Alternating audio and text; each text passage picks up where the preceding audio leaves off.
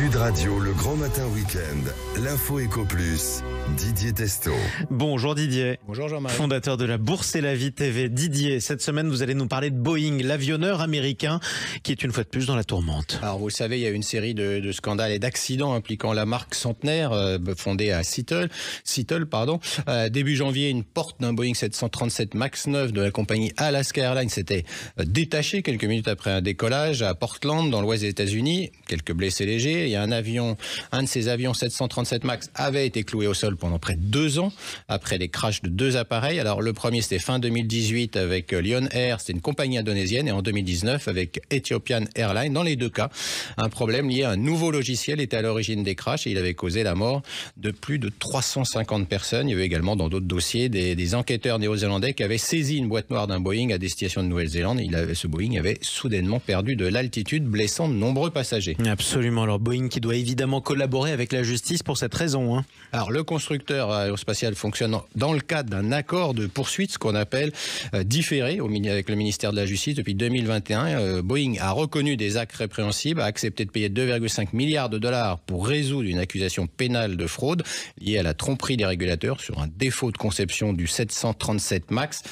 L'accord de 3 ans entre les procureurs et Boeing stipule que si le constructeur continue de mettre en œuvre un programme de conformité établi à la suite de ces accidents, le ministère pourrait demander au tribunal de rejeter l'accusation de fraude. Exactement. En attendant, Didier, c'est dans ce contexte que cette semaine, c'est incroyable, un lanceur d'alerte qui mettait Boeing en cause a été retrouvé mort. Alors toute la presse américaine en parle. Ce lanceur d'alerte s'appelait John Barnett, âgé de 62 ans. Il a été retrouvé mort dans son camion.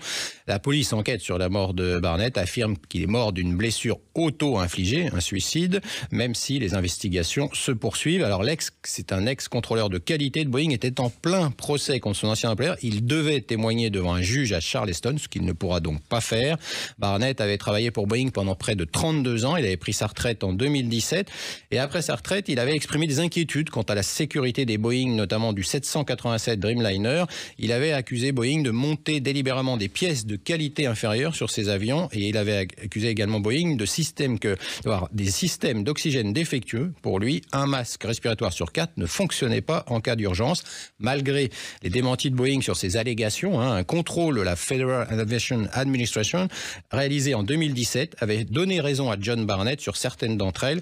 Et Jean-Marie, son dernier témoignage sur la plateforme américaine TMZ était net. Ce qui me préoccupe, c'est qu'en 2012, Boeing a commencé à supprimer les opérations d'inspection de leurs avions.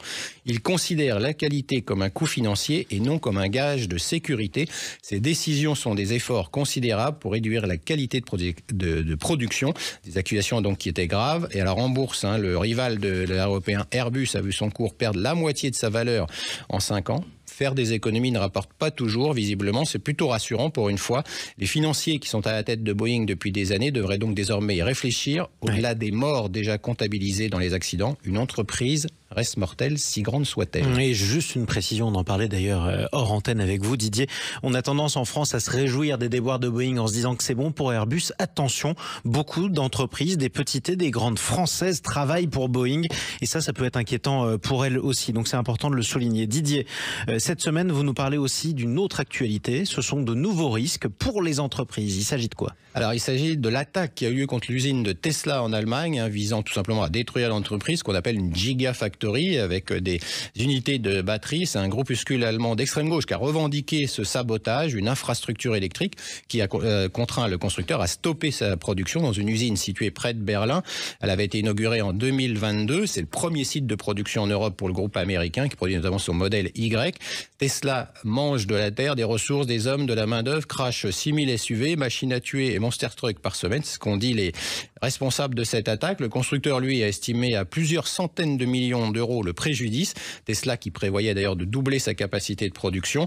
Alors pour les entreprises qui se sont lancées dans la transition énergétique, rien ne garantit qu'elles ne seront pas prises comme des cibles. Cela montre une nouvelle fois peut-être que cette transition écologique, telle qu'annoncée à ce jour, ne fait pas l'unanimité. On l'a vu dans un autre domaine sur le lithium par exemple, et l'ouverture de nouvelles mines en France. Ce qui manque à ce jour, ce sont des débats fondés sur des faits scientifiques, pas sur l'idéologie. Exactement. Merci beaucoup Didier Testo. Toutes vos analyses à retrouver sur la Bourse et la Vie TV sur YouTube. On vous dit à samedi prochain tout simplement. Merci.